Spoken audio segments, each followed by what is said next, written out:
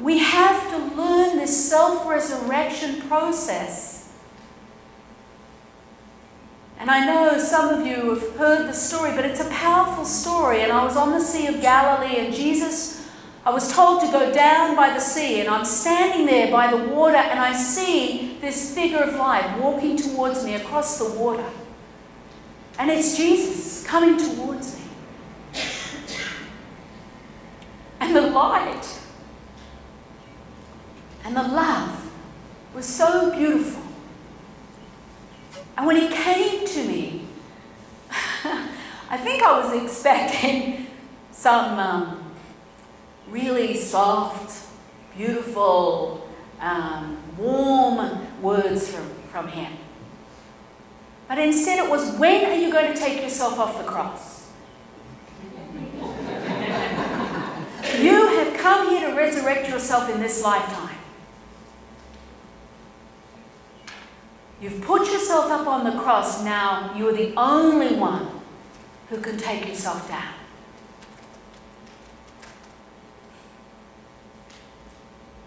They were life-changing words for me. Because for me, I had condemned myself so terribly for everything I believed I had done. And it was through him walking beside me and speaking to me afterwards about my self-resurrection and everything that I had experienced. His perspective of my life was so different from my own.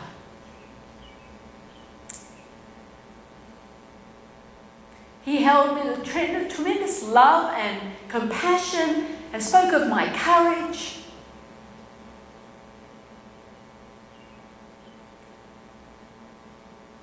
And that was the beginning of a very big turnaround for me, where I began to really see the truth of why I came to this earth plane, and I just had this terrible, terrible beginning in my life with no love and so much pain. But how it had transformed me to understand the depth of feeling. And it brought me to a tremendous love and compassion for myself, for everything that I had gone through. And he spoke of the love and the beauty of love, of being in the moment and the sacred moment.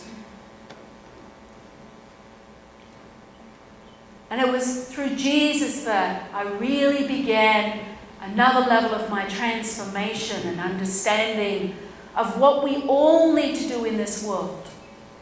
And that is to resurrect ourselves. And it starts with you moving into this sacred moment of you being willing to meet yourself quietly with that breath. And the breath says two things. Yes, I'm willing to let go. And yes, I'm willing to receive myself and my light. This is what we have all come here to do. We cannot put all our attention out there. I'm going to save the world. I'm going to save the planet. I'm going to save the earth. We have truly come here to save ourselves. And this is where our focus has to be, because when you focus here and you're totally in the moment, you're automatically connecting to everyone else. You're automatically aligning to our unique connection that we all have. We are all interconnected through our essence. And the only way you can truly be and align to the people on this planet, to every human being, is to find this place within yourself in the moment. Now, what I love about this, it's very user-friendly. Because the Pleiadians say you only need one moment in time to transform yourself. You don't have to do it perfectly every moment. And that's good, because guess what? We're not perfect. But they say if you open up to one moment of being with yourself in one day, just one moment, just being with yourself in that one moment transforms your energetic field and the cells in your body. You begin to change. And the change is accumulative. So for every moment you choose to take for yourself, this is me. And you breathe and feel yourself in the moment.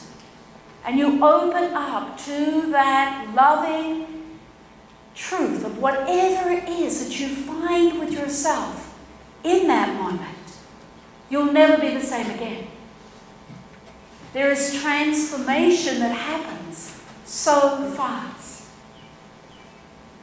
You change a pattern of separating out from yourself. It's about coming back to your human element. And the Pleiadians say, with this enlightenment process that we're all moving towards, we cannot fully enlighten until we change our personal relationship with our humanness. You have to change your relationship with yourself. It has to go from separation to opening up and holding yourself with love and compassion and patience. One moment at a time. Not perfectly, not all the time. Because we just can't do it. We cannot be perfect. It's not possible. We have not been made that way. And as you realign to yourself in the moment by moment, there is a spiritual opening, a birthing of connection that begins to take place within your heart. Because when you're in the moment, you begin to open and work through your heart center. And your heart center is your spiritual nature. Your heart center is where we all interconnect with this love. As you begin to align to yourself and hold yourself with this loving embrace for all your mistakes and accept yourself with those beautiful flaws, with this imperfection, you automatically end the war inside yourself and you automatically stop the judgment with everybody else. The judgment ends. And the walls come down. And guess what? We begin to flow and connect to each other with the judgment gone. Now, you're not going to do that perfectly either. But let me tell you, when you start judging others, or find yourself going, oh, I don't like her, or oh, listen to that, or you know that something's going on inside yourself that person is mirroring, something you have not allowed yourself to feel at this time. It's a red light. And for me, self-introspection is one of the most important things in my life. I am committed to myself. I am here today committed to myself, committed to being all that I can be in the moment and holding myself with this love and compassion. And as I do that, I can connect to each one of you energetically. That's what I do. It's not a magical thing. It's simply a natural state of being that we can all return to. It's returning back to this natural flow of our divine natures. And at the same time, loving this human aspect. We cannot leave ourselves behind. We're not supposed to leave ourselves behind. We need this human experience. This is our unique reason for being here. Each one of us has said yes to being here in this planet, on this planet, this time. Every one of you has said yes to being here and fulfilling your mission. And that mission is to resurrect yourself in your humanness and also to birth and open to your spiritual nature. And each one of you can do that. It's not a mystery anymore. It was such a mystery for a long time, people not knowing what to do. But it's simple, and it always has been simple. It's just that the ego mind has complicated it, and there's been so many lies out there that somehow we have to be perfect in order to get enlightened. Where does that leave us as human? So we need to celebrate our imperfection, to smile at our vulnerabilities, to get to know ourselves intimately and not be afraid. Not be afraid of what we might find ourselves to be. And I know for myself, I was terrified of really finding out how bad I really was. It was all the messages that were put into me as a child. Evil, bad. And so I still were running some of those tapes. And right inside, I was afraid of what I was going to find out about myself. And the fact was, I didn't find anything that bad. I was just trying my best to be loved. And many of us are just moving and wanting the love. But the fact is, the love has to start here within ourselves. And each one of us, to find that love, we have to turn back towards ourselves and begin rebuilding a deeper, loving connection with who we are. And you can do that because guess what? You haven't done anything too bad either. None of us have. A lot of us were in survival. And we had to do a lot of things in order to survive at times. It's true. But that was part of our experience. We made pre-agreements, each one of us, to be here. We made pre-agreements to go through a certain process of learning in our lives, and some of them difficult. I don't believe any of us was more difficult than the other. We just have different stories. But we're not our stories. Yes, the stories have brought us a series of experiences, and we had to make certain choices. It's true. But it's not who we are.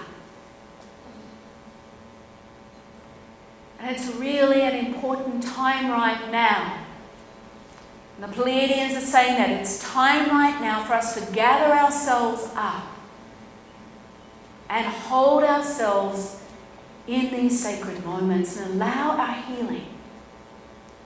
Allow the self-forgiveness. And as you do that, it's like you begin to open the doors wide to receive for yourself, because part of our natural abundance, our natural birthright on this earth plane is this natural abundance on all levels. But when we self-condemn and separate out from ourselves, we cannot receive because of our judgments. So as you come back into a state of that self-reconciliation, as you're willing to embrace yourself, yes, and hold some of the painful memories and let the feelings come, yes. But as we allow ourselves to unfold and birth ourselves, then we can begin to open up, and the universe responds because we start to open up to receive on so many levels. But it begins with the self-love. And you know what? You don't have to try and make yourself love yourself. Oh, I'm pulling in this love. I love myself. That's not what this is about. As you begin to move through the different things that you're holding against yourself, as you move through one thing on your list and just breathe and feel the depth of it and hold yourself with love and compassion, automatically the self-love begins. The heart begins to open. And you'll be amazed how your life can transform. And you don't have to do it all perfectly. That's what I love. You know, I was on this journey and I was thinking, okay, I'm going to have to go through everything on the list, and I had a huge list, and it was like, oh, okay, so I was committed and I was working on it, but not efforting.